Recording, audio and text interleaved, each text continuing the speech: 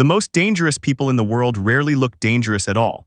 They don't scream, they don't threaten, they don't walk into rooms announcing power. Usually they smile, they stay calm, they make you feel safe right before they destroy you. And that's exactly what makes The Housemaid so unsettling. On the surface, it looks like a psychological thriller about wealth, obsession, and manipulation inside a rich household. But underneath all of that, the movie is really exposing a terrifying truth about human psychology. Real danger doesn't always come wearing the face of violence. Sometimes it comes dressed as charm, beauty, kindness, or vulnerability. Welcome to Beyond the Scene, where movies reveal the hidden systems controlling real life. The movie pulls you into a world that feels elegant from the outside. Luxury homes, perfect manners, expensive dinners, calm conversations, everything looks controlled, polished, civilized. But almost immediately you start sensing something is wrong underneath the surface. Not loudly wrong, quietly wrong. The kind of tension that slowly crawls under your skin because nobody is openly behaving like a monster, yet somehow the entire environment feels dangerous anyway. And that's what makes psychological predators so difficult to recognize in real life. Most people are trained to fear obvious threats, aggressive people, violent people, loud people, but manipulative people survive specifically because they don't trigger those alarms immediately. They understand something extremely important about human behavior. Trust is easier to weaponize than fear. That's the hidden system operating throughout The Housemaid. Every interaction in the film becomes a power game disguised as normal conversation. Smiles become manipulation. Kindness becomes strategy. Vulnerability becomes performance. Nobody says exactly what they mean because the real battle isn't physical, it's psychological. Whoever controls perception controls the room. And honestly, that reflects real life far more accurately than most people realize. The most destructive individuals are often socially intelligent. They know how to appear harmless long enough to gain access to people emotionally. Because once somebody trusts you, they lower their defenses automatically. That's when manipulation becomes easy. The movie understands something deeply uncomfortable about power. Control works best when it feels voluntary. Nobody wants to feel dominated openly. So manipulative people create emotional environments where victims slowly participate in their own destruction without fully realizing it. They make toxic situations feel normal one small step at a time. A comment here, a favor there, a moment of guilt, a moment of dependence. And gradually, the psychological trap closes without ever looking like a trap in the beginning. That's why the wealthy household in The Housemaid feels so suffocating. The danger isn't direct violence at first, it's emotional imbalance, unequal power hidden underneath politeness. The rich family controls the environment, the money, the stability, the opportunities. And once one side controls all forms of security, manipulation becomes almost invisible because the weaker person starts adapting automatically for survival. The movie quietly shows how class and power distort human relationships. Wealth creates distance from consequences. People with power often become skilled at treating others like emotional tools rather than equals because their status protects them from accountability. And that's what makes certain elite environments so psychologically dangerous. The rules become different there. Morality becomes flexible. Image becomes more important than truth. And the terrifying part is that the people causing the damage often don't even see themselves as villains. That's another brilliant thing the movie captures. Truly manipulative people usually justify their actions internally.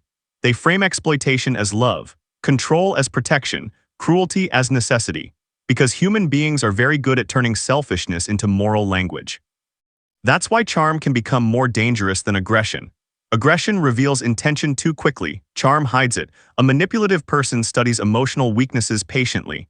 They learn what people want to hear, what makes them feel valued, what makes them feel chosen, and then they build dependency slowly. Emotional dependency, financial dependency, psychological dependency. Once dependency forms, control becomes much easier. And The Housemaid constantly plays with this idea. Every character feels trapped in some invisible system of desire, fear, or emotional hunger. Nobody is fully honest because honesty would destroy the illusion holding the structure together. That's another hidden truth about toxic systems in general. They survive through performance. Everybody silently agrees to maintain appearances because confronting reality feels too dangerous. You see this constantly in real life too. Families hiding dysfunction for years behind polished images. Relationships built entirely on emotional control disguised as love. Workplaces where manipulation becomes normalized because power protects the people at the top. Society often rewards appearance more than authenticity, which means dangerous people can thrive if they know how to perform correctly. And that performance is exactly what makes predators difficult to spot. Most people imagine dangerous individuals as emotionally unstable or visibly cruel, but psychologically dangerous people are often composed, strategic, attractive, even likable, because social intelligence itself can become a weapon. The film also exposes how loneliness makes people vulnerable to manipulation. Human beings crave attention, affection, validation, and manipulative people understand that emotional hunger creates openings. If somebody feels unseen long enough, they become easier to influence once another person finally makes them feel important. That's why emotional predators rarely attack directly. They seduce psychologically first.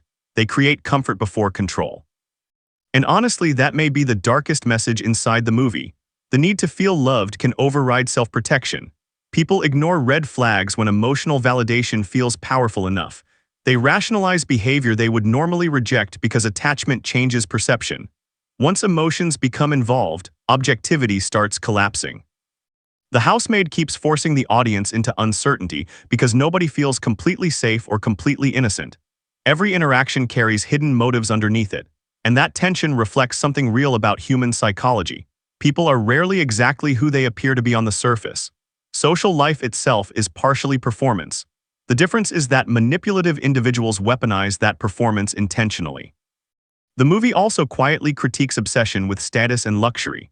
The beautiful house, the wealth, the elegance, all of it creates the illusion of superiority. But underneath the polished surface sits emotional decay. That contrast matters because society constantly associates wealth with success, intelligence, even morality. People assume polished lives reflect healthy lives. But often the most emotionally toxic environments are hidden behind the most beautiful appearances. That's why the title The Housemaid becomes symbolic beyond the plot itself. It's really about invisible power structures, who serves, who controls, who becomes disposable. The house isn't just a setting, it's a hierarchy. And once somebody enters a hierarchy where another person controls security, status, or survival, emotional freedom starts shrinking immediately. And maybe that's the central warning of the entire movie. Danger is not always loud. Sometimes it's subtle enough to feel like comfort. Sometimes manipulation arrives through affection instead of force. Sometimes the person destroying you is the same person making you feel wanted at the exact same time. That psychological confusion is what makes emotional manipulation so devastating. Victims often can't even explain what's happening clearly because nothing looks openly violent from the outside. The damage happens internally. Confidence erodes slowly. Boundaries weaken slowly. Dependency forms slowly, until eventually people stop trusting their own instincts completely. And once someone controls your perception of reality, they control almost everything else too. That's why The Housemaid feels so disturbing after it ends, because it forces you to realize how much of human interaction depends on perception rather than truth. People don't always fear the right things because danger rarely announces itself honestly. In fact, the most dangerous people often survive specifically because they understand how to appear safe. And maybe that's the lesson worth remembering long after the movie ends. Not every threat looks threatening. Not every predator looks cruel. And not every smile means peace. Sometimes the people in the room are the ones causing the most damage quietly. If you enjoyed this breakdown, subscribe to Beyond the Scene, because the best movies aren't just entertainment. They expose the psychology hiding underneath everyday life.